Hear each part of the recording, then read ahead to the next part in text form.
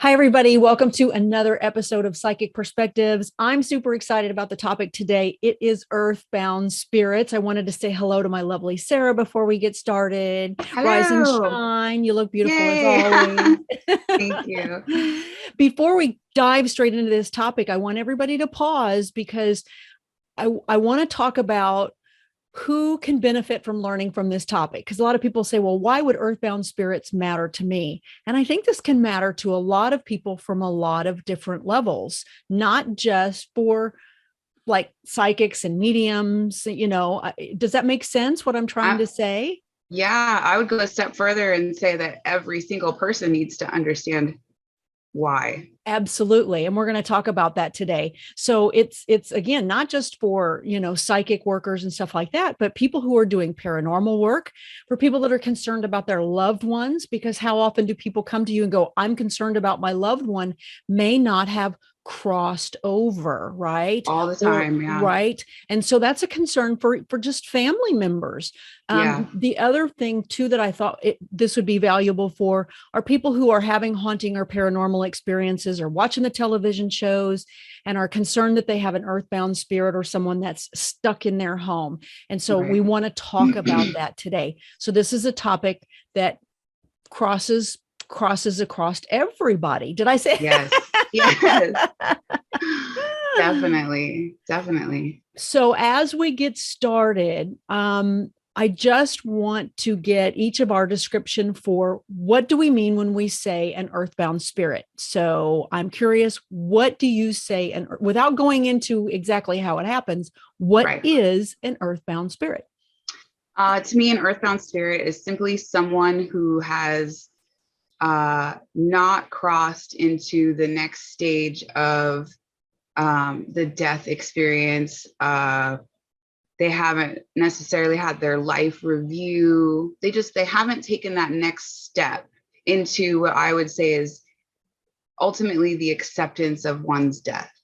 Does that make sense? No, it's perfect. Yeah, that's it in a nutshell. That's exactly what I put as well. I said human spirits who passed but have not made the transition, which we tend to call crossing over. Right. So it's just very simple. Well, what does it mean by crossing over, and how do Okay. belief systems affect that? It doesn't matter if you were a Christian or a Muslim or a Jew, you would have a very similar type of experience, I think, regardless of that. But there will be some things in your belief systems that will influence what you see.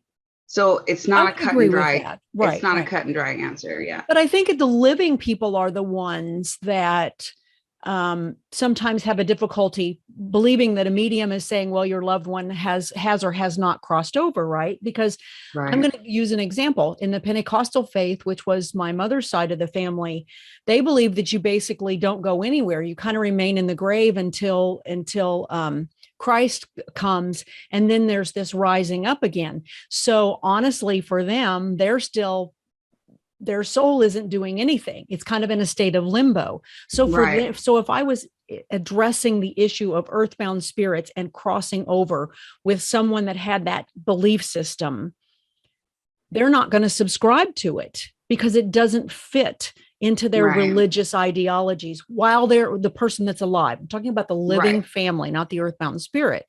And this Right. is something that because you have a background and an experience with Islam, isn't that true for them as well? That prior to death, they have a belief that Right. what So happens? in Islam, when you die, they believe that you go to the grave and you will experience something of either pleasure or hell, and depending on who you are and what you did in life, it will be, even a heavenly experience or a hellish type of experience, depending on who you were.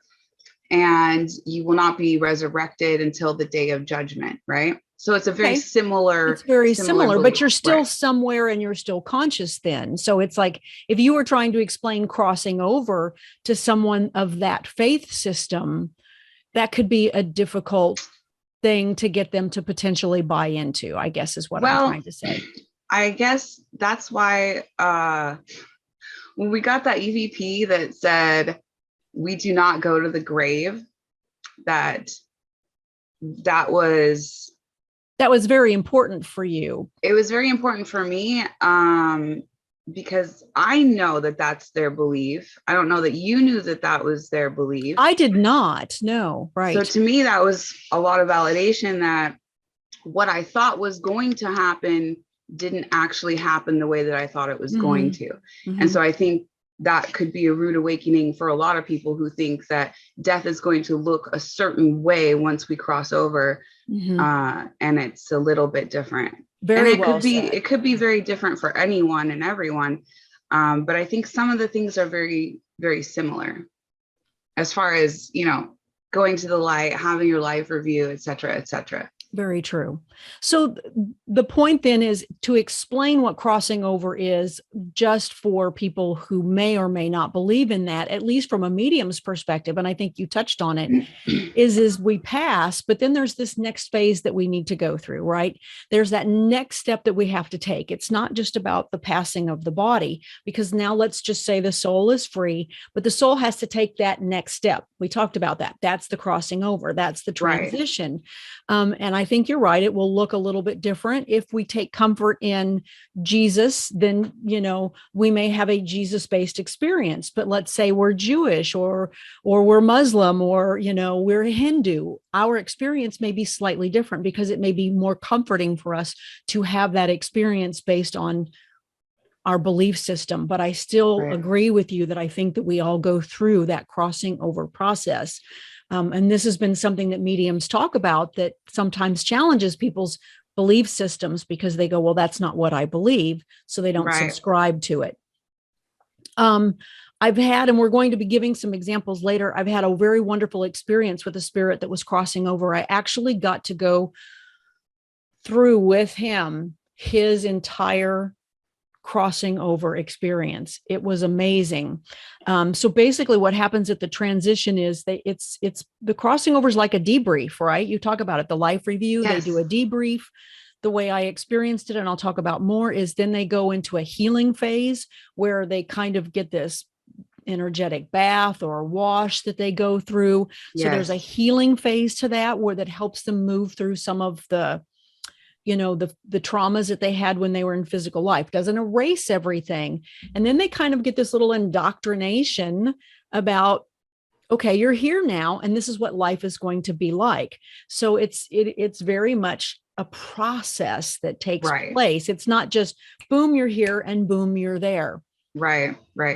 Have you ever seen the movie Our Home or Astral City? Have you ever heard of that? No, actually. Okay. I just want to mention it, and I'll put a link to it down in the show resources. But Chico Xavier is a Brazilian, or was a Brazilian spiritist medium. He died in 2002. He was just incredible, and one of my favorite mediums, in the sense that he wrote over 450 books. He got all kinds of evidence and information, channeled stuff. He was just a very incredible medium. And they did a movie based on one of his books. And in Brazilian, it's called Nosso Lar, which means our home. But it was originally also written in Astral City. But because astral is such a controversial term, they changed it to more of our home. And basically what it is it goes through the life of a man who dies, and it shows you what the transition period is supposed to look like.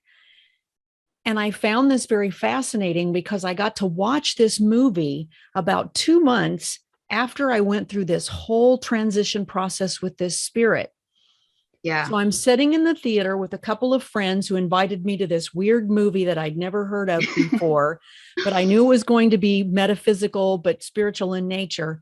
The whole time I'm watching it, I'm sitting there and I'm going, there's no way this is happening, because this was exactly my experience with transitioning that spirit. So I just wanted to mention that movie, because I think it's a fabulous depiction of what it's like upon passing and the things that we go through.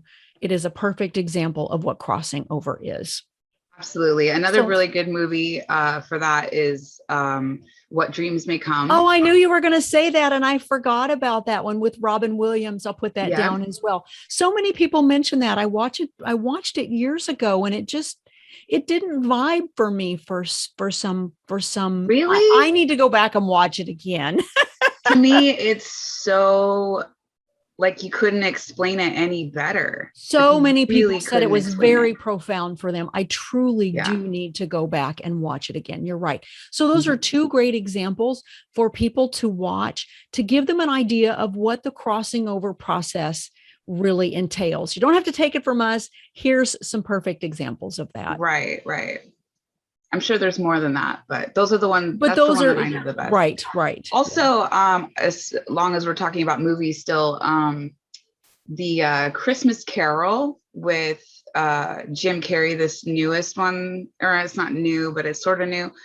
Um, in Mhm. that one, they have a very good depiction, in my opinion, of what Earthbound spirits are like. Oh, that's a Um, great suggestion. I'll have to watch that and see.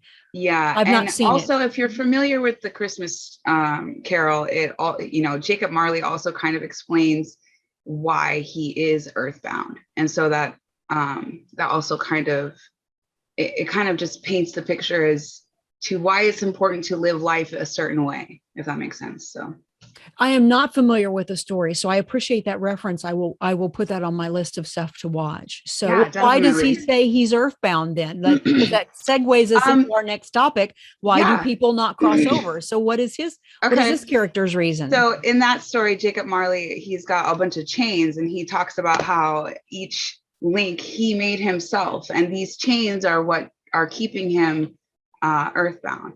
And we do this in life. We create this chain in life. And so the longer your chain is, the more way down that you are. And energetically speaking, that's so very true. It is so Because, very true. It is so yeah, very true. But I don't want people to become afraid of that and go, oh my gosh, I've got a lot of drama in life. And as a you should be result of afraid. You should be very afraid. I agree with that, but I understand what you're Yeah. saying.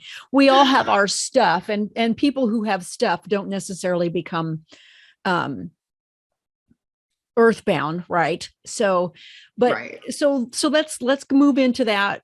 Why do people not transition? And you were talking about it earlier. You think it's an issue of choice, and I think that that is true in some cases, but I say maybe choice, not but in it's all. very right. It's very, very individualistic. You are never It going to is have very individualistic. the Yes. same story for each person as to why Mhm. they have become earthbound. And a lot of the reasons are simply just because of the nature of death. They can be because there's like mostly it's a lack of acceptance, um, unfinished business, those kinds of Mhm. terms that we've all heard. Right. But it can also be straight up fear of Absolutely. judgment. You're hitting all of the ones that I had as well. Right. Yeah, Yes. fear of judgment.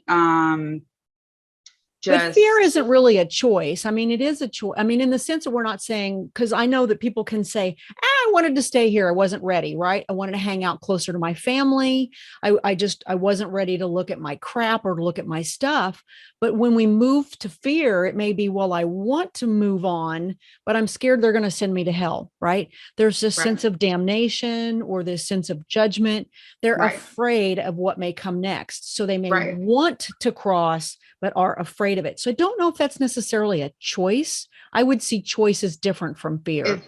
it's still a choice It because is a choice. You you're have not free waiting or will. you're not willing to face it. So you're still making that choice to wait, which is fine. There's nothing wrong with Right. um because that, in my opinion, that can also be part of the death process. Is like maybe you are earthbound for a little bit and that's okay. There's nothing wrong with Absolutely. that. It's just That's the right. fact that um eventually, for your best and highest good, you should be planning on crossing over, because it does help you evaluate your life and the things that you could have done better, and it Absolutely. kind of sets the stage for the next step. And so if you're not taking the next step, then you remain stagnant here in this astral plane. Right. Very true. Very true. So I did put that down, fear of religious judgment, condemnation, negative repercussions, and being damned. People may have other fears. Those were the ones that came to my mind. Right. And then, like you said, it is a choice. And I think it's always a choice, regardless of the reason. But I just kind of wanted to hit home a little bit more what you were saying is sometimes people just want to continue living in their personality, right? They want to stay in that experience. I've had that happen. I did have, when we were talking about personal choice for why people don't transition, I did want to give a really cool example of where someone wanted to stay close to their family member because they were afraid that if they would cross over, they wouldn't be able to communicate anymore.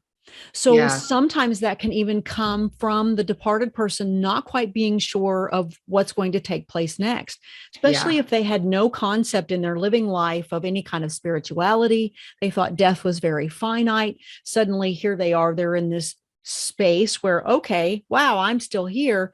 And then there's this awareness maybe of, well, if I kind of move forward, what's going to happen now? Right. Um, but doesn't that bring up the question then is, well, why would people get stuck in that space, even if it's just a choice and temporarily? Doesn't someone just come from the spiritual realm and show up and sweep them up and take them where they want to be? I mean, Yeah. what are your I've thoughts asked on that. that?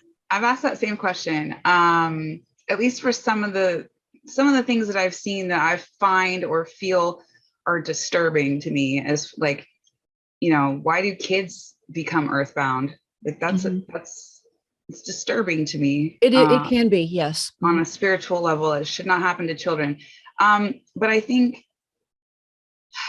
there's some truth to be told when we tell people you need to understand death just as much as you need to understand life. And I think in society we don't do that anymore. We don't Right. prep people for death in the afterlife, like maybe we would have in the They past. did years And ago. I mean, the Vedic texts and the Upanishads and all of that, from India, Eastern, not Western, those all talked about death and what it's yeah, like. So there right, are there are texts and belief systems out there that actually do address it. right, It's right. not just something that we do today in today's society for the But yeah, most part. less and less, I think we are even believing in an afterlife sometimes. So it just depends on the person's, I think belief system. For example, like Egyptians talk about, there's a whole plethora of things they Absolutely. have to That's right. do before they Right. even get there. So that, I think there's some major truth in that. Um, because it has to have acceptance, you have to have I don't know, but why do they get stuck? Or what was the original question? Why can't you just magically? Well, we would tend to think that if we passed, that either we're immediately bound for one place or the other, right? Which I think, first of Right, all, is not true. right. But the question is then why doesn't spirit just show up and whisk you away into the wonderful next space? Why do we have to have that transition period at all? I know the answer that I feel that I've been given, and I Mm. just was curious what your point of view was. But I think soul contracts comes to mind. Um, I don't know if there's a lot of other explanation for it other than that's the experience that you were meant to have as a soul. Are you stuck forever? Hopefully not. Um, I've always kind of struggled with this idea that spirits even need our help to begin with. Like, why would you need my help to right, that's a cross big one. We're going to over? talk about that in a second. Right, Right. So exactly. that's still It took something me a that while to come to terms with that as well. Right. yeah, it's still something that I don't really understand. And it makes me concerned for myself as far as like, you know, and when I cross out, am I going to need help because for whatever reason? So Well, the answer I feel, I'm sorry, did I interrupt no, your go thought? ahead. No, go The ahead. Go answer ahead. I feel I get for that is, first of all, is that everybody gets a choice. And to just take you away and move you into a space that you may not be ready to go to isn't something that takes place as far as the universe is concerned, right? We still get to have a choice. So that's the first answer that I feel that I'm getting, right? The second answer, which I hadn't really thought of before, is upon death, we're still having an experience. To just immediately take you from one space to the next, it's kind of like they're showing me like jumping into cold water, right? And so Right. there's this transition period where you kind of gradually move from one state into the next. And so that opportunity is there. That way, the choice isn't being violated. People get that opportunity to be able to say, okay, I just passed, and now what? Right. Right. So it's that transition phase. Well, So, I think that's very, very true. I guess one thing that came to mind as far as why do kids get stuck is because a lot of them don't even recognize that they're dead. And that's kind of a weird concept because it means that you're so alive in your physical, or I'm sorry, you're so alive in your spiritual self, and it feels physical enough to you that you don't even recognize that you're dead. And if you didn't see your body, or you weren't aware of what was going on, perhaps it might take you a while to finally register the fact that you are no longer living. That also can be a real quick realization for someone when you're speaking with them in spirit, and then all of a sudden they're like, oh, I get it now, I'm dead, and they cross over. So sometimes it's something very, very simple realization in their mind that triggers this acceptance. And I think that's the key word, is acceptance, because even if you knew but you weren't ready to leave your mom, for example, then you're still hanging on. And so there's like this lack of acceptance. That's well said. That's well said, because I've struggled with that as well. So I think you bring up a good point about being stuck. And I had an experience with a little girl who was actually stuck with a negative spirit that had been harassing me. Now, I had not told anyone about this little girl because I kind of thought, okay, I'm already losing my mind, that I feel like I'm kind of being attacked by this negative spirit that's less than positive. But then he had a little girl stuck with him as well. And that was troubling for me. But then I had a friend who was a medium come in. I had told no one, and he picked up on the little girl. I, of course, got very emotional in that moment because I felt like I was really, truly being validated. And so one of the things that we had to do, and we did this with the help of spirit. I mean, it was just an amazing experience. But basically, they separated the man from the little girl. Then we worked with the little girl, and then to help support the transition. Now, we did not transition her, and we're going to talk about that next, but we were kind of a catalyst for helping that process. So it took spirit as well as us to kind of get engaged in that process. Then we moved her on. But it always made me wonder, how did he end up with this guy? How did she die and get stuck? And I never really got any answers other than the fact that I just felt like whoever she was in life, she had a difficult time. She didn't come from a good childhood. Somehow, whenever she crossed over, there was either no awareness. This guy ran into her. I mean, how do bad things happen here in this life, right? It's like they just kind of seem to happen. And I think that's where your soul contracts come into play. Somewhere along in there, this was an experience that was meant to happen. Right. It can be frightening, though. And that's why I said this topic applies to people regardless of what your belief systems are, because if you've lost a child, no one wants to be fearful that they're stuck or in a bad place. Right. So that was a really challenging experience for me as well. And I think the one thing that I recognize that I feel like I'm being given to is to remember that prayer and praying for your loved one and making sure that they have a smooth transition is helpful, whether we believe it or not, that those things actually make a difference. Yes, ma'am. To not have those feelings and emotions that need to hold them here or tie our loved one here. We need to be okay with them transitioning and trust that we're still going to be able to connect with them. Because sometimes people feel like, well, if I let them go, I'll never have that connection again. And that just isn't true. Right. No, it's a very scary thought. It is for a parent. Absolutely. Yeah. So next question. This is a big one too with earthbound spirits. We often think that earthbound spirits are suicides, right? Like all suicides get stuck. I think that is not even remotely true, but what has your experience been?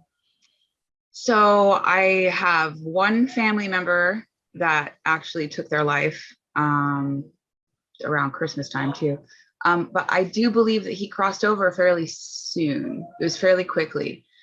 Again, it's choice, right? It's choice. Yeah, You're not stuck because you committed suicide. I think that's the point I wanted to make. Right. And I think that for him, it was more of a relief than anything. And I don't really know all of the ins and outs of all of that Mhm. and the whys and whatnot. Mhm. Um, but I did get this feeling that he's okay. That he had crossed and I had nothing to do with that. So I think even without necessarily help, it can happen. They're not stuck per se. Right. Um, but sometimes they do get stuck because of regret and or whatever negative vibration that they were holding on to in life that caused them to commit suicide in the first place. Um, they aren't able to properly process any of those information, any of that information Experiences. or Right. emotions rather, Oh, yes. being stuck here. So they're still not moving on. They're still not progressing. They're still not. Um, Or the one not one I encountered. I've had multiple suicides. I only ran into one that had not crossed over. His reason was he was terrified he was going to hell. right. I had someone like that too, where I think this was more of like an accidental suicide, but it was the same kind of idea where it's like, I don't really want to face judgment for the things that I feel like I've done. I have plenty of regret as it is anyways. Right. And there were a combination of things too. Also because of that fear that if I leave and cross over, I won't be able to now communicate with people that I'm communicating with. Right. Some of those common fears again. Yeah. No, Yeah. this one was actually death by gunshot. So this was very, very intentional. And this individual was quite concerned that if I go to the next step, I'm going to hell because he had Mm-hmm. not lived a good life. He admitted to all of those things. And I mean, there was validation for all of this stuff. So this wasn't Right. just me pulling this out of this was for a actual sitter. And so all this information came up and, um, he was just thought that, well, at least I'm happy here, even though I'm not really happy. If I go through my life review, they're going to send me straight to hell. So in many ways, he had this ideology, this belief set in his mind. Even though his physical body was gone, his mind still believed that he was going to go to hell, and Yeah. he was not convinced. It took a great deal of conversations with family and loved ones, and before he finally decided to move through that process. This was the gentleman that I was talking about earlier when I saw the movie, that I went, oh my gosh, I got to watch his process. And that's Right. because he was the loved one of a friend, and so we were able to work with him on a regular basis. So Okay. that brings us to that question: is what can we do about them if they're earthbound? But maybe we should back up and say, how do we know someone's earthbound? Let's go there first. How do we Absolutely. discern what an earthbound spirit is? Uh, for me, it's about the energy. The energy feels extremely close. Yep. It can be placed in the room. It's very palpable. If you're having visitations, like in your dreams, and they are placed in your home, I would say that that is another telltale sign that this person is still hanging around in your space Mm-hmm. and not just kind of, it's not just like a visitation dream where, oh, we're meeting up with our loved ones in the astral realm. And a lot of times when people have crossed over, it's a completely different space. But when it's in your house, that's a telltale sign that they're still there. The other thing is when they cross over, you can feel the difference. Absolutely. Right. And so the difference being is that it might seem like you've had this weight of energy around you, and then all of a sudden it dissipates. Yep. And then when they come back in, it's like a much lighter, I mean, just overall really light and Right. almost really even more subtle than it was before. Right. And yeah, that was a really hard hitting learning experience for me when I went through that because I didn't recognize it at first. I didn't even know what an earthbound spirit really was. Right. I remember my first experience as well. It's like, wow, something's really different about this one. Yeah. Yeah. Because Yeah. I don't think it's as common as people think that it is. I mean, it certainly happens, but it's not like, I think it's more rare than anything else. Don't you? I mean, in the scheme of things, we think how many people die all the time, it's like, I think most people move along. I don't think there's a lot of them. Maybe that's just my experience and being limited, but No, I mean, I don't know. I think that's probably true. You're probably right. Probably more often than not, people make it to the other side just fine.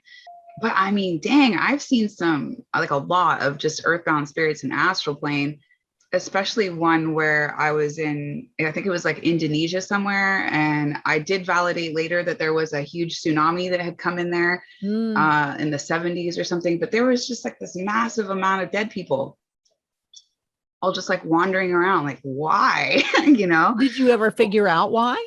Well, I think it's just because they died so quick. I don't know. And they're just maybe wandering around. I don't know. But Do I you mean, think I that they were crossed, stuck, or do you think that you were just kind of seeing the residual energy of the experience? in that particular case, I can't say for sure. Okay. I did cross as many of them as were willing or wanting to cross. Hmm. Um, but I think there's also this like level of awareness in spirit because, like I said, if some people are dead and they don't even know, how are you going to know to cross? Your level of awareness now in this realm is Hmm. little to none. So some of the spirits are like, oh, don't even bother with that one because they don't understand, or they're not willing to understand, or they've already Right. tried to help them, because like you were saying before, spirit Right. helps just as much as we help. Right. So, So I agree with you, everything that you said. I mean, I was nodding because you're right. They feel very close in proximity. It's like, wow, it's like, why is this person like on top of me? right. It's also a very dense and very heavy feel. It's like, Mhm. wow, they're just really heavy. Yeah, real Um, thick. Very thick, very thick. Yeah, But when someone is crossed, you're right, they can still have right tough emotions, because you can still have transitioned in your life you and have very difficult emotions, and often that's common because your life review made you more aware of right, what you did, and so there can be very heavy experiences, but there's still a lighter feel to the energy overall. Not right, that the emotion can't be heavy, but the energy itself is very, very different. So I think you right. described that beautifully. That's the way I understand it as well. Um, my other experience with people that have not crossed over is they're very much in their ego, right? Still smoking, still drinking, still doing the same stuff, still cussing, still swearing, still very much their personality. So I'm not to say that people that are still living their personality are still, are have not transitioned, but it is something that you might want to look at and go, wow, okay, still talking about all the same stuff they did when they're alive. If they feel really close, they feel really dense, there might be that they're still living in that space, right? Could be, yeah. Not always, but it's something to just kind of look at. Yeah, I would say the telltale sign is mostly the presence. It's the proximity. It is, but let's say you're not More so energy than they're bitching. sensitive, right? Because let's say, for example, you're developing and you're able to communicate, but you're not real good with picking up on the energy. So I was trying to kind of come up with some other clues for people that are sensitive that say, well, I don't feel the energy of a spirit so much, but I do get information. So those are the kinds of Well, it started off with informational information with aspects. me too. I mean, it started off with information and having a Right. conversation with someone and then being like, what? Or they'll admit to you that they're not ready to move to the next step. They may Yeah, even just well, flat out right say, oh, I don't think they've gone all the way over yet. Right. I don't think that they know all the time that that's what they're supposed to do. So, although maybe they do deep down, You're right. It's individualistic. It's really tough to say. it But really is. It's so individual. I guess for my example, it was like when I first started figuring it out is when I was first really having my opening. I had this idea that you could, have clairaudience and be speaking with spirit. And um, when it happened, I was like, excuse me, and then, like I said, the energy was just super strong and palpable. And it wasn't until I think, which I hadn't told you anything, you had said something about it and you're like, oh, I think that person is earthbound. And I'm like, what the hell does earthbound mean? You know, oh, they haven't crossed over. Oh, well, now I have to learn about crossing people over and all of this crap before I can do it. So it was really a learning experience. But I think when he finally crossed, that's when I really realized the difference in the energy. So maybe in the beginning, you're not going to notice. And unless, you know, someone tells you or they tell you, or you finally figure it out. Right. When they finally do cross is when you really notice that difference of, wow, that was really strong and palatable and in my face versus a little bit harder to reach, but still there. Right. You know?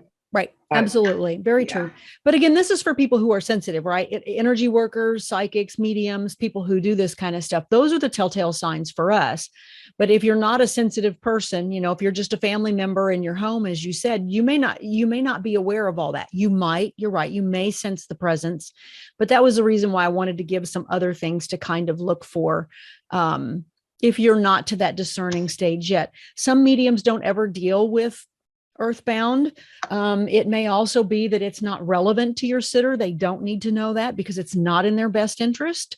So I think sometimes it can also just be, let yourself be guided to what you need to share. It may not be necessary and it may not be beneficial for the loved one to even hear about it. So maybe, I mean, I think it's always in every spirit's best interest to cross over eventually. It's in the spirit's best interest, but is it in the sitter's best interest to know that perhaps their loved one has not made that choice? They're the ones holding them back, because that's why I said it depends on the situation. And it does. So that is going to be because if you've got if you have a very fragile sitter and you're dealing with, let's say it's a lost child who has not stuck, but maybe has not transitioned yet. Let's say a teenager that's made the decision perhaps not to transition. That may not be in the parent's best interest to share that. That doesn't mean you're hiding anything. I don't think so. I don't think if you get the information that this person I had that experience, and that's the reason I'm okay. I don't know. To me, it's still a tough call, because if you get that information, to me, then it's meant to be shared.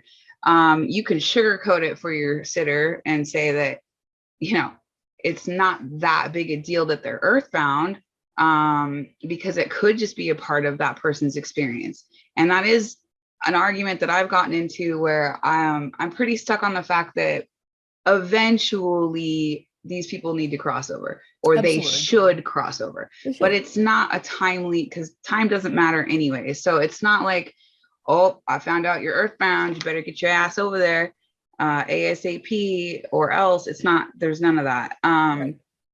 Unless it's somebody that is, you know, like encroaching in space, and there can be forcibly crossing over. Right. And that's a different scenario. That is different. Right. That is a different scenario. And we're going to get to that. At the same time, it's not necessarily a horrible thing. Like, you can be earthbound for a long time, and maybe that's part of your experience, and you're just bombing around, having a great time, and eventually you'll make the transition. And when you do, you'll be happier for it. And that's the thing I think people don't understand while they're here, is they're like, oh, well, I'm having so much fun, just la la la. But you could be having even more fun at a higher vibrational level. So. Very true. Very true. I guess the example that I was giving was this girl she was a teenager. She had actually taken her own life, and her relationship with her mother was horrendous when they were alive. That was part of what led to the situation. Mm-hmm. So the sitter is here wanting information. The spirit is here refusing to talk. I was aware of the presence, aware of them there, aware of some of the evidence and the information and all that other kind of stuff.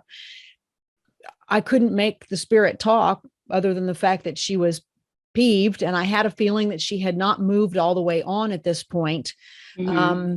But she didn't want to communicate anything to her mother. So I was in a very difficult position, and this may happen very rarely. Again, very, very rarely, right? Well, once I was off the phone with the sitter, then the spirit's doing this. And I'm like, are you kidding me? She's like, I don't want to talk to her. Right. I don't understand want to that. talk to her. Totally So understand. the issue of telling the mother, she's here and she doesn't want to talk to you. I didn't say it. I wasn't, I had to make a decision, whether it's right or wrong. And then, of course, after we were gone, that's when the daughter started having a conversation with me, because I have to respect both parties in the conversation, have to respect both parties. That's true. I probably would have been straight up and just been like, yeah, Well, didn't and really want part to of it talk. was I didn't put all of it together until after the session was over either. And then the spirit started to add more to the conversation, because I felt like it was my fault until we actually got off the phone. And then the spirit kind of clarified for me that she's like, yeah, I'm here, but I didn't want to say anything. I had a similar experience with a guy that took his own life because of health reasons. And when the message came through, it was kind of rude in my head, where I was like, that's what you want me to say to your, that's what you want me to say, Mm-hmm. you know, and the whole message was sorry, not sorry. Sorry, not sorry. Sure. I am not sorry. I don't care what y'all think about it. I wasn't going to live my life this I've way. had that happen. Absolutely. You know, absolutely. And so it may not be the message that they want, but for them, it was validating because they knew exactly. Right. That's, you know, that was their but guy. The spirit didn't tell me that she didn't want to talk to her until after the sitter was gone. That was when I had the aha moment that the spirit did not want to do. I was, like I said, I was blaming myself, thinking that I was the reason the communication wasn't happening, and the spirit just started chattering after the sitter was gone. So anyway, it's an ethical thing. We could discuss this all day, but it was just another example of, we have to honor the conversation when we're doing the mediumship. And sometimes it's not going to flow perfectly. Whether or not the spirit has crossed over or not may not be relevant for the sitter at that time. It just depends. So we have to take it on a case by case basis. But for people who are not mediums or psychics, because remember, we said this show applies to all people. Let's say you're having experiences in your home. We see on the paranormal shows that anytime there's an experience in the home, everyone jumps to the conclusion that there's a stuck spirit in the house. I do not think that that is an accurate assumption. So, first of all, we need to rule out the fact that people living in the home could be causing the problem. Right? We've already discussed that. The communication could be coming from a spirit who has transitioned, but just wants to let their loved ones know that they're okay. So how can we tell if it's an earthbound spirit or not? I mean, have you come up with any ways to be able to tell if it's earthbound when it's yeah, we just talked about that. Like but you're not sensitive. Let's say you're not psychic, but you're having not experiences. Sensitive. Right. You're still gonna sense it. I think activity does. I think activity is a telltale sign. So what would the activity look like with an earthbound spirit? It could be very subtle. It doesn't matter. Oh no, it doesn't matter. It could be very subtle. It could be lights. It could be, you know, your cupboards opening. It could be dishes flying out. We don't really know all what they would be capable of. I do understand that there's kind of a learning curve for spirits as far as being able to manipulate things. So like as soon as I die, I might be actually pretty good at it and scare the crap out of everyone, because I've already had this experience in like astral and being able to do things with my spiritual body. So I think there's a learning curve. It might depend on that spirit. It would depend on their emotional state. If they're super pissed off, you might have things flying all over the place. If it's just I want to get your attention, you might have the lights flicker. You might have a misplaced item, or but for me, it's like your loved ones don't communicate in ways that are going to scare the crap out of you. They try to communicate in ways that are very much more synchronistic very true. Symbolism. So for an earthbound spirit, I would say, yeah, it's going to be direct, and you're going to have something touch you, or you could have something, like I said, missing. All of these paranormal activity that we talk about and see on TV, it could very well be from an earthbound spirit. It could be. However, when they have finally crossed over, more often than not, you're not going to get this kind of activity. You're going to get signs and symbols from spirit. I completely agree. Yeah, Signs and symbols from spirit, and it's going to be much more subtle, much more subtle. I completely agree. Right. I think that's it.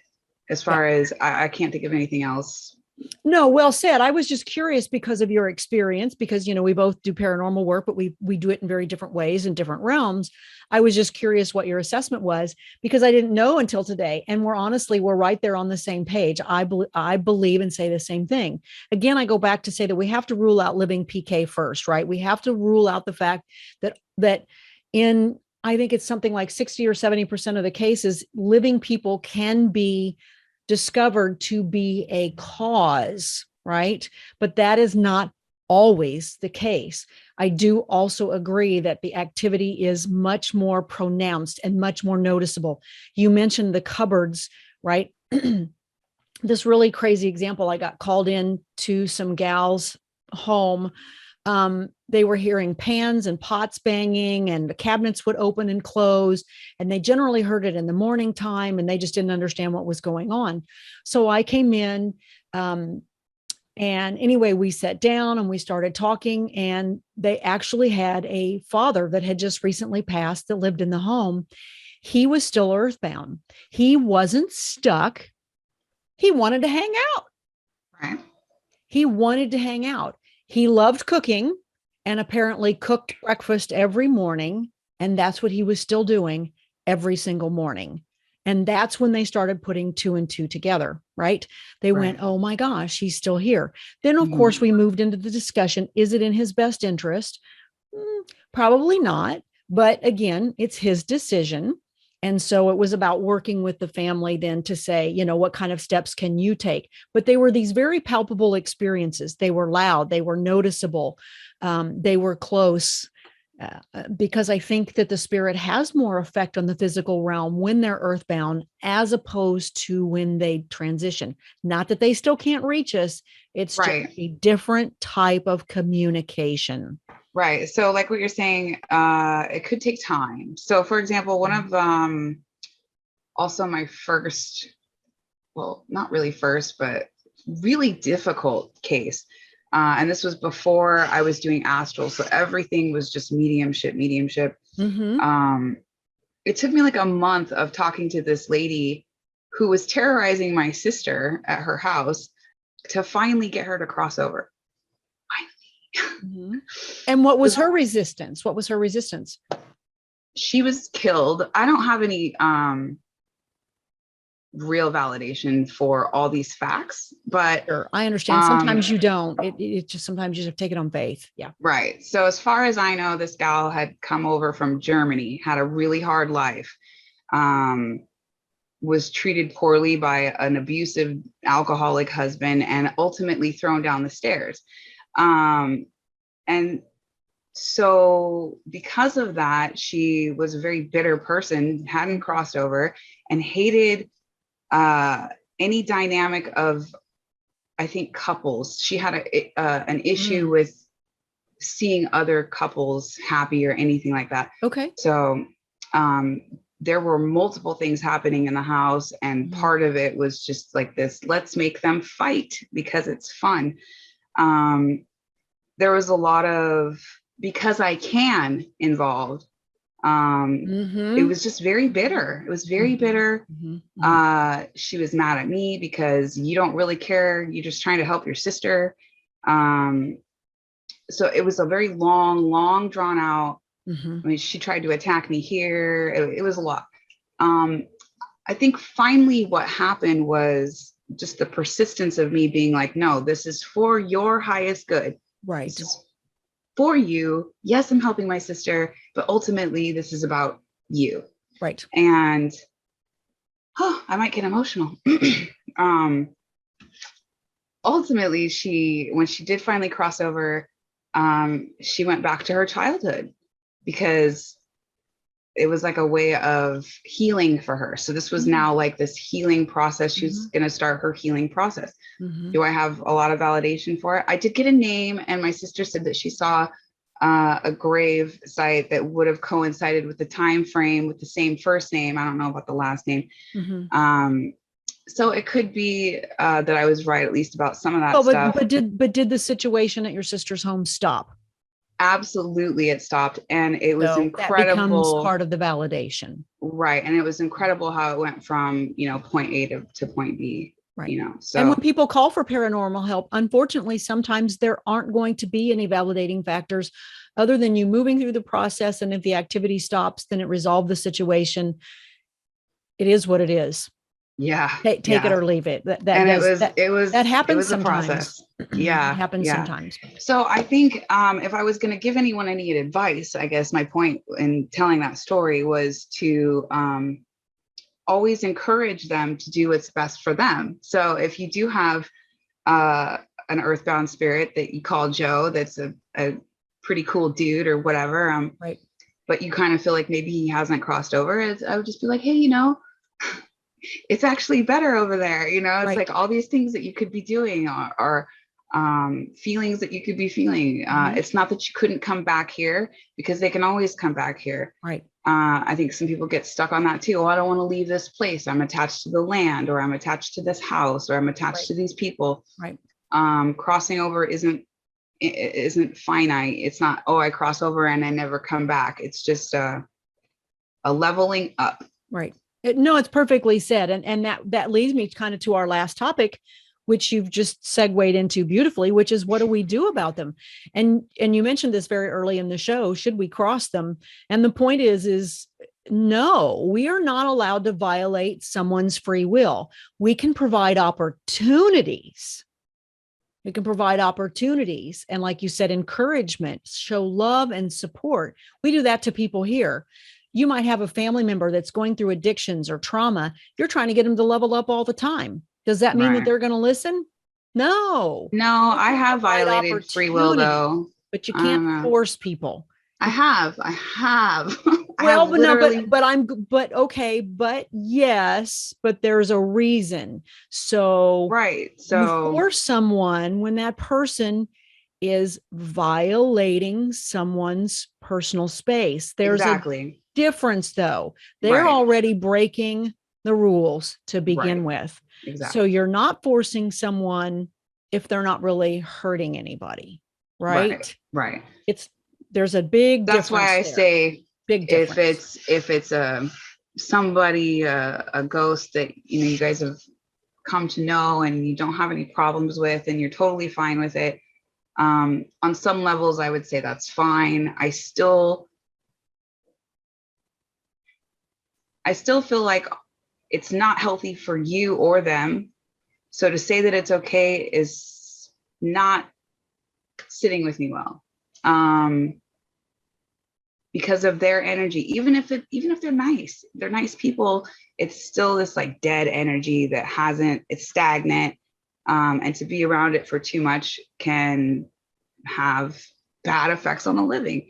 I agree with that. I agree with that. We just can't force it. You It violates can't free will. force in some ways, and I think that if you're in a situation where you have an earthbound spirit, it's best just to treat it like a counseling session, Yep. and Absolutely. encourage them to Absolutely. And make I the right so choices. I so I put down some steps and I think we've talked about all of them. I'm just going to read them off briefly. So can we help? The answer is yes. And I remember, like you said early on in my thought, I thought, well, why do they need me? Why do we need anybody? Right? Right. What difference does it make what plane? They're close to our plane, they're close to the spiritual plane. They don't have their eyes focused on the spiritual plane, they have their eyes focused on the physical plane. We're in the physical plane. We can be an ally. We can be a therapeutic assistance, right? So be Right. rational, be loving and kind. Alleviate their fears through explanation. Encourage them to move on for their well-being. Help them to heal by offering forgiveness, love, and understanding. And that's true for family members as well. If you're Yes. terrified that your loved one is going to transition and you're never going to be able to connect with them again, your guilt, your grief, whatever it is, could be tying them there. And you said that. So Right. help them to heal by giving that forgiveness, love, allowing them to move forward is something that we here as the living need to do as well. You can also ask for spiritual beings and family members to come speak to them and assist them, right? They can have visits from the spiritual world. So because they're in this mid-plane, so to speak, we can assist and spirit can assist. So Right. let people come visit them from the spiritual world and encourage them and help as well. Invite that experience. We can provide pathways for potential crossing. And you hear people in mediumship or the metaphysical community say, I provided the opportunity for passing. You've done this. I haven't, because it's still not my thing, so to speak. But what pathway did you prevent for that crossing?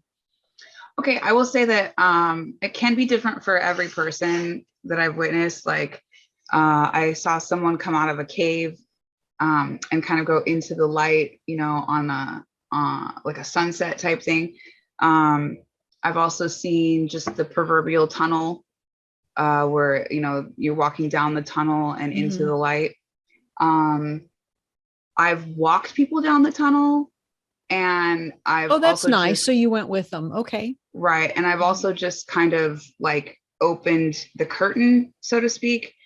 I've created portals. I mean, I think it's, it depends on the person, or the Sure. situation. So like, let's say you're at your home and you think you have some kind of earthbound spirit Mm-hmm. that might need to be crossed. In that particular situation, I might actually ask spirit to help coach spirit. So That's I would, really the way that I've done it. Because I right. figure they know how to handle it better than I do. So I But you haven't can really. also intend on um, like opening the portal to the light for them or helping assist Sure, them. you can kind of help set the space. Mm-hmm. Right. So you can do that, but I don't want to say that because then people will start trying to open up portals and we'll have bigger problems. I So I agree, don't want which to is do that. why I said I think I just prefer to allow spirit to handle it. I try to do it Right. more from the therapeutic perspective, more from the coaching perspective, more from the listening and caring um, point of Yeah. view than So anything else. even when clearing your own house, like sage is great, but you can actually call upon spirit to remove spirit. Right. So ask the angels, ask your guides, whatever, their guides, their Right. angels, ask them to come and assist. And that can that can help because then you don't really have to do anything other than set that intention. And Right. um, Right. I think in the end, when they finally do cross over and they realize that, you were out looking out for them, not just you, um, you get this really great sense of gratitude, this really great sense of Mm-hmm. actually helping someone Right. that really needed that help. Like, man, it's scary to me that people get stuck like that. And why the heck would we be the ones to help? I don't know, but I think just based, this is my personal perspective. As spirit chimes in, I will express the difference. But I've come to learn over time that we all are, even though we exist maybe in different dimensions or planes or whatever, different spiritual states, whatever term you want to use for it, we're all helping each other.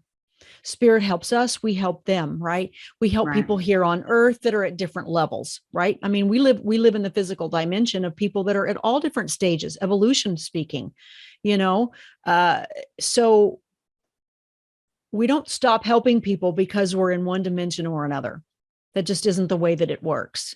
And it it's very it true. took it took me a period of time to realize, why not help if someone again is very close to this dimension and they want to be attached to the physical world.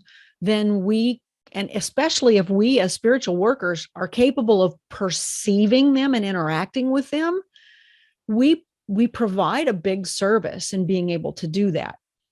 But again, forcing or saying, I'm going to come in here and you're going to leave because you're harassing the family, I think we need to be very careful about that, because they could just leave that house and go next door. Yeah, well, they're not in your space anymore. I don't know. To me, I think it needs to be handled properly, and I think it needs to be handled ethically. Yes, you're right. They can't necessarily stay there, and it has to be dealt with at some point. I just don't like it when people are like, "Oh, well, they have a right to be here too." Because if like I said, they're being, aggressive or, um, Right. negative in some way. No, that they is not don't have the right that to is be not the there. case. So I want to go back to the example of my negative spirit. And again, I only had one case with a negative spirit, and this is it. But it was very impactful. And after it was all over, I told that it was very important for me to have this experience. And now I understand why, because it has been such a learning experience. It sucked, but it was important. So the day that the medium is going to come over, I finally reached a point after periods of months. I can't get rid of this guy, right? I cannot get rid of this spirit. He's driving me crazy. He's affecting things in the house. He's affecting my relationship, right? By affecting the moods. I can tell things are intensifying, and I'm like, it's got to be resolved. So I was in a paranormal group. I was in the metaphysical community. I call a friend from the paranormal group and I call a fellow medium and I say, we got to deal with this because I just don't know what to do anymore. So they agree to come over. I'm getting ready. I'm doing all of this. So see if you can follow the story. I'm doing my hair. I'm in the bathroom. And all of a sudden, my friend's father in spirit shows up. I know him because he talks through me to his daughter all the time who's living. So here's this spirit dad, right? We're going to call him spirit dad. He says, don't worry. We're going to trap him and take him away. And I went, now this was 10 years ago, right? Easily 10 years ago. And I went, what the hell is he talking about? But I heard him. I trusted him. I knew who it was. And I went, okay, thanks. Moved on. So an hour and a half or so later, we're sitting down. All of us are together. My friend picks up the little girl. We pull her apart with spirit, right? We are not physically, it's a combination effort. We move her aside and he's the only one left. So the medium, of course, is communicating now with the negative spirit. I get some impact from the negative spirit. So it becomes this three-way conversation. Mm-hmm. All of a sudden, he says, I'm not going anywhere and you can't make me. Again, I have no validation for this, but all of a sudden I see this negative spirit and I see all these rings of light starting to surround him. And it was white light beings all the way around him. So it's kind of like imagine Stonehenge, but with white beings, and he's in the middle and he starts panicking. He stops communicating with me and all I feel is panic. And they just slowly move in. They capture him up and poof, in my head, I see him gone. And I went, that's what Spirit Dad was telling me. If he doesn't choose to go, we are going to take him away. That's a forcible cross. That was a forcible removal, not a cross, because it can be a cross. It doesn't matter because we don't really know what happened to him. No, but I do know what happened. In this case, no, only in this case, right? Okay. So you're right. We may not know in other cases, in this particular case. So after that happened, so grateful, so emotional, felt better. Have no validation for it other than my personal experience. You can think I'm crazy or take it on faith. I suffered PSD for weeks, right? PTSD. So because these kinds of things just don't dissipate. Something else that I needed to understand for families that deal with paranormal trauma, right? These things don't just dissipate once the activity stops. The PTSD is there. I still had the fear. I still kept feeling like he was coming back. And I would check in every now and then, and they said, nope, he does not want to move. He is not a good guy. He is continuing to resist, but he will never bother you again. And he never did. So now, whatever happened to him, I don't know. But for the period that I was going through the PTSD and checking in and feeling like my guides were saying, look, we've removed him. We've kept him away from you. And you need to stop trying to find out where he is or what's going on. It's not good for you to do that. Let it go. We've handled it. And then in time, I moved away from it. So I just wanted to use that as this really amazing example of forcible removal by spirit, because he had been given the opportunity to do so. But you mentioned soul contract, and I went, you're right. There had to have been a soul contract there for me to have this experience. And I didn't realize it till later. I said, why did spirit allow this to happen? I was mad. Why did you allow this to happen? They said, you wanted to know the nature of evil, and we showed you. You didn't Right. like it, but you got to experience it. You got to learn from it. And you now understand it in a way that you never would have understood it if we had just told you. So it was Very meant true. to happen. Right. Sucked, but it was meant to happen. And when I took it from that perspective, instead of being bitter and angry, it became one of my most valuable lessons in my spiritual development process. And I'm able to Mhm. share that with you today, whether you buy into it or not. Right. Right. I think some of the best ones, the best learning lessons are always the most emotional too. Because I remember when you were talking about that, and it was a very big deal. It was a very big. It was huge. It was Yeah. huge. The fact that I could not resolve it myself was very, very upsetting. Yeah. Very Yeah. upsetting. Very upsetting. But so we were talking about what can you do about it? And this was an example of forcible removal. What spirit did with them, I think you're right. I don't know. But at least they came, they took him away. If he has a soul contract with another family, I guess I guess that's between them. Right. From what I know, as far as where they go, it's all vibrational relative. So Mhm. he's not going to be in the same level that you are when you go. So let's just put it that Well, way. that's true, but and that's the thing too about when we pass over, and we're going to be doing a show on the nature of evil, and I'm not going to get into it too much, but when we pass, we get to live in the vibration that we choose to live in, just like here on earth. If you Right. want to Which be a is, douchebag on earth, you can be a douchebag when you die. yeah. And then you'll be with a bunch of other douchebags on the And then other you'll be with a side. bunch of other douchebags, and you can continue to all be miserable where you are, just like you're miserable here now. So Yeah. so just because we die doesn't mean life is all flowers and roses. We still have to deal with our crap, but we still get the ability to choose. Right. Um, Right. so when we were talking about ways that we can help, I think the only other thing is that I want to add to this, and we talk about this a lot, is setting boundaries. So you're not encouraging earthbound spirits to remain because it feels good to you, or you already addressed this. Oh, I like, Farmer Fred that lives here forever, even though he bangs things around. I think it's kind of cool that the house is, yeah, well, you probably still need to have some boundaries because you don't know what he's doing to you emotionally, physically, mentally. It's your space. It needs to be clear and clean. If you're going to allow that to happen, you need to be very aware of what you're inviting in. Right. Right. I just don't know that Um, it's the best yeah, I mean, idea. like, it can be sad, I think, when you get this like attachment, and um you're like, oh, but if I cross them over, you won't feel that Mhm.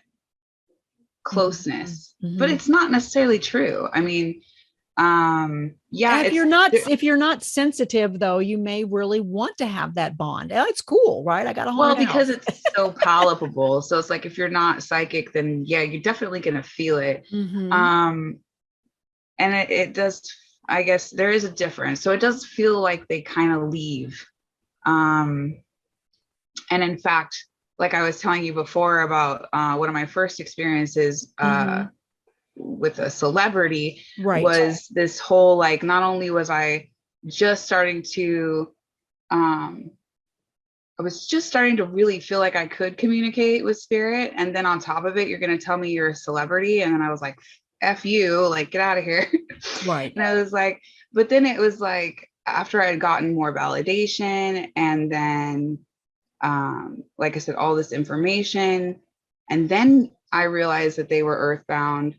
It was like, oh, so that's what that's like. And then when I got them to cross, and then it was a whole nother experience Mm-hmm. of, this is what your energy feels like now, which is totally different. So um it was a learning lesson on both sides. And I think that if you're not psychic, like, you're straight up just gonna, I would say you would still notice it, because the energy is so strong. Like, an earthbound spirit is so much stronger Mm-hmm. than someone who has crossed. Right. Absolutely. Absolutely.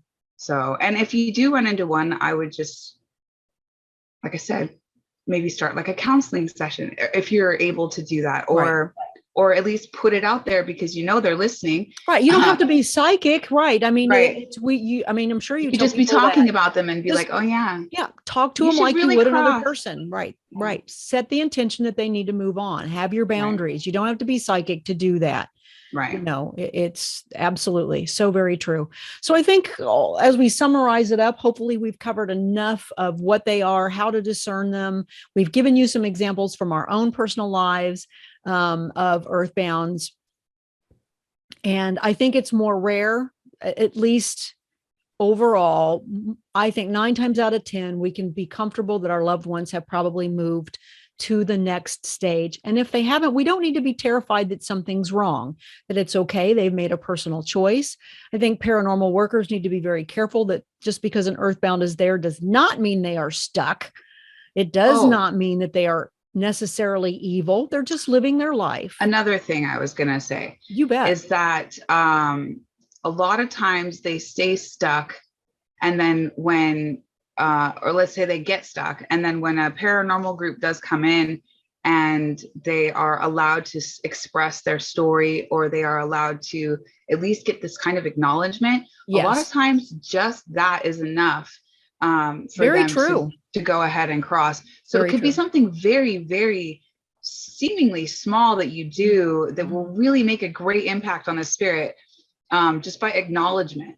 Now, I will say that acknowledgement can sometimes escalate activity too. So if it very does true, that, then, it's that individualized case by case basis. But that's right. a good point. You're But right. I would say that again, if you do have this, in your vicinity as someone that needs to be crossed, just this kind of idea that you're encouraging it rather than encouraging them to stick around and stay. Because it might not be for either one of your higher goods. Yeah. So I think this is a good show for paranormal workers to kind of, if you're not sensitive, to just be aware of some of this stuff, at least from our perspective, right? Doesn't mean that, but I think many of the views that we're sharing are very common amongst most people who are mediums or sensitives. They share many of the same experiences, even though they might be individualized. And then for family members to realize that if your family member hasn't transitioned, that doesn't mean that they're damned to hell, or that they're somehow in a, they're not going to go to heaven or whatever. Time. It takes time. They'll be ready. It's an adjustment period. I mean, it might be they're not going to cross until after the funeral, or maybe it would be they're not going to cross until a specific time. So even if you've lost recently, we'll just say if you've recently lost someone and you notice that they're in your vicinity, that is super normal. Yes. No, it is. It is. I'm glad you brought that up. I was going to talk about when my father passed. That was very much the case. I'm glad you brought that up. He had passed and I flew home the day of. He was on life support, but I had told my husband, I said, no, he's already gone. His grandmother got him, which was my great grandmother. I knew the whole thing had happened, but I don't think he had actually gone through the transition process yet. So I get off the airplane, my brother picks me up, and then my grandmother, which is my father's mother, all three of us are in the car together, and we're coming back to my hometown for the funeral. My father was in the truck with us. It was like he was literally in the truck. I mean, it was like he was sitting on my shoulders. The weight was so dense. And I went, he's not transitioned yet. He's here. He only had 3 living family members left, other than 2 grandkids. And we were all in that truck. He was there. Well, no wonder he was there. So that's right. Other than, like I said, other than his grandkids. So his 2 children and his mother, only living family, were there. He stayed with me for, I want to say, probably about 24 hours or so. Then in the hotel room one night that I was staying in, I could still feel him just really, really strong. So I just kind of sat back and I said, Dad, you got to go. No, but I meant that in a good way. I was basically like, you don't need to hang out. We're okay. if you go on and just go through the transition, you're still going to be able to still see the funeral. You're still going to be able to have a conversation with all of us. You just kind of need to not be in this space, so to speak. So I was just kind of having a conversation with him, just like he was in the room. I was doing it in my Yeah. head. I was doing it in my head because my grandmother was asleep in the other bed, but I was having this mental conversation with him. And I'm in the middle of saying something. I don't even remember what it was. And all of a sudden it was like a vacuum cleaner just sucked this energy out of the room. Yes. It was like boom, and the whole room went light, not physically, but energetically. But and I went, yeah. oh, okay. Yeah, I've experienced that before. And I never felt that heaviness again. And I went, he went ahead and he crossed. Now, could he have left and went somewhere else? Yeah, but he didn't come back. Right. When he did come back and he did make the connection was very mental. There was not this palpable energy, like just on me. Yes. On me. Yes. So it's very, very different energetically. So thank you for letting me share that story, because you talked about that. I wasn't worried.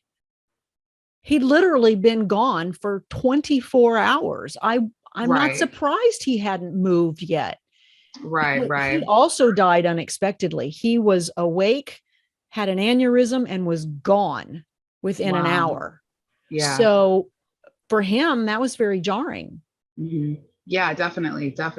So why does he need to go right away? Maybe he needed a minute to have that experience with us still. Yeah, that's what I'm saying. He doesn't need to go right away. Right. And in fact, I think a lot of people do wait until after the funeral or after a certain amount of time, when they feel like people have grieved. They feel like they've been there for the grieving, that they could have, and some do not. Some go right away. Some go right away, and they're okay with that. That's why it's individualistic for sure. It is very individualistic. And right. Some people were earthbound for 50 years and finally crossed, right. So who knows? And you can still have an experience in earthbound. And again, this has come up for me as well. Some people want to continue to stay in that midplane to continue to have the experience. That is their choice, and they're still fulfilling a part of their soul contract. Now, again, they can't violate other people's spaces and so on and so forth. But if that's where they want to be, then that's okay. And we have to honor that. So, right. I can understand that. A gal that I had crossed over who had been killed, her whole thing was, I can't leave my kids. And I was like, okay, but actually, which I totally understand, because if it were me, I would not want to leave my kids. Of course. It's a very, and so you kind of have to come at them at that level too, where you're like, okay, I can understand what you're saying here. But if you really want to help your kids, vibrationally speaking, right, you need to do it from the higher space. In a higher space. Right. That's exactly right. And that was what finally got her to cross over. Right. Which in the end, she was very grateful for that. And that was also a really crazy story. So I don't know. I think it just is so individualistic that it is. You can't say for certain what is going to be best and what isn't. And that's why we do have these conversations about it. I personally would say just about every time I would encourage a spirit to cross over as soon as they're ready. It doesn't have to be ASAP. I would agree. And I've even said that before. One of my friends has a ghost friend, and I was like, it's not really that great. And they're like, yeah, but, and then I'm like, yeah, but. Yeah, no, right. They need to be in a better state. So finally, after having connected with him and then letting him tell some of his story and the reason why he was there, et cetera, finally got him into a place where it was like, oh, you know what? Now that I've said all this stuff and I've explain this, I don't really feel the need to be here anymore. And so it's a weird thing about once they finally had some kind of acknowledgement or emotional process, they are now able to go to the next level. And that's where they want to be. Right. And that's where you probably want them to be. Well, and that brings me to the point too that was kind of popping up as you were talking, is it's important for us to be spiritually evolved as well, right? So we need to up our vibration. If you feel like the only way you can make a connection with a loved one or departed one is if you've got them still here with you, then you need to level up as well. You need to Right. recognize that you can make a connection with loved ones without them needing to be close or hanging on or clinging. You need to be able to set them free to live their own life. My father can check in with me whenever he wants. We can have a connection. I had to develop that, and it still doesn't happen that often. But then again, I'm a very, There's I'm a, actually an addictive quality about it. yes, that's There what is I'm getting at. Yes. yes, there's an addictive quality because I went through it and I was like, And oh, but I that's don't not want you to leave. it's It's like, not fair to them. You're holding them. My father needs to be doing his life, or he is doing what he wants to do now. If yeah, you love someone, you can't just have them hanging around because it makes you feel good. That is a right. codependent relationship. So we as a living person need to level up as well. Yes, we may have unresolved issues with that person. Yes, we still want to have a relationship with that person. There's nothing wrong with that. We can Mm-hmm. continue to heal, to grow, to have a connection, but we can't cling to them to the point that they need to be with us 24/7. Right. Because that clinging aspect can also be what's keeping them stuck. Right. We are kind of Which we responsible talked for some about. of that Right. as well. Yeah. It's Yes. like Right. if like they might not want to leave because you're so sad, or they might not want to leave because you're so clingy to them, Mm-hmm. which is now hindering both you and them. Exactly. Yeah, and so that's Or why I say really they're it comes grieving too down much. They're in right. too And much grief. I can't let go. No, no, right, no, no, no, no, no. there's an acceptance about it. That's why people become earthbound, is because there's a level of acceptance that they Mm-hmm. haven't come to with their own death. And that's why it's a very individualistic process, yes, but one that I would encourage each person to continue to go forward in. Um, you know, it doesn't matter what your religious beliefs are, as far as when we're talking about vibrationally speaking, because I think it just happens the way that it happens, and we end up where we end up. Um, I think we're the ones that judge ourselves in that way, and that's why you stay earthbound, is because you Sure. have some sort of lack of acceptance or fear of a judgment, um, which may or may not be true, but it's like you're doing it to yourself. Right. Um, so don't do that. And that's a good point too, when we probably should have brought up in the crossing over process, is that sometimes spirits feel that they're going to be judged by other people. You're not being judged by anyone. You're just simply being shown, you're experiencing your life through your eyes and through the lives of others. No one's going to judge you. You end up judging yourself. That's the Right. whole It that's the whole is. point. Yeah, it's a judgment of thyself. I think we could have a whole nother show on crossing over and what the afterlife experience is like, a little bit in Well, that way. there's tons of But books out there that and there's tons of mediums books. write Yeah. about what it's like to go through all of that, and experience that. But I do think religion has something to do with it. I mean, I think that if you have a really high sense of faith in God and stuff like that, you're probably going to have an easier time of it. However, if I have found that to be true, that people with a spiritual background generally have an easier time moving through the process. That but not always, but but mhm. if you are stuck on your one belief, and that's the thing that I feel like my dad went through, where it was Mm-hmm, like mm-hmm, he mm-hmm. was so like, this is what we were told is going to happen. This did not happen the way that it was supposed to happen, and I don't know if I like that. Mm-hmm. Sure, because So we run into our own false beliefs, our own dogmas, our own right. ideas of what we think things are. I And mean, I that's don't just even part of want it. to call it a false belief, because I'm not going to say that what he believed was wrong. It's just that it didn't happen the way that he was told it would happen. And so that's what threw him off. And it could have easily been some sort of detrimental thing for him, where he could have been maybe stuck for a while, but I think That's a good point. Mm-hmm. but because we do, we have people on the other side that are going to try to assist us, it will put us at ease, which is why people say when they have their near death experiences, oh, well, I saw my grandma and that is what put me at ease, or I Right. saw Jesus and Right. that's what put me at ease. Right. So for everyone, that might be a different person or it might be a different scenario, but Absolutely. either way, I think it's all very similar. Yeah, very true. Mhm. Well, so did you have any more experiences with Earthbound that you wanted to share? I think we've kind of run the gambit and intertwined some examples and hopefully covered a lot on what this topic involves. I think we covered the points that we needed to. I think we could definitely go more in depth on, um, the nature of the afterlife and stuff and how that transitions. But other than that, if anybody has questions, of course, always feel As free to, always. to And I would ask. encourage people to maybe take a look at those movies that we were suggested. While we understand that they're Yes. movies and we understand that I do not know the backstory for how What Dreams May Come was come about, but I did know the story of our home or Astral City was actually channeled by a medium.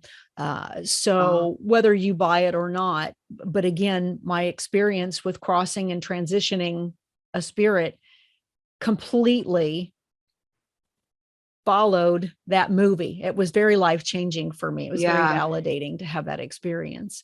Yeah. So Yeah. they're representations, but they can still be something to kind of illuminate the process for people and to see Hmm. how it really isn't a judgmental process at all. So thanks Right. everybody for staying with us. And as Sarah said, if you have any questions, you know how to get a hold of us. So please like and share. We appreciate that as we are trying to continue to grow our channel and do more videos for you. So thanks for watching. Bye-bye. Thank you.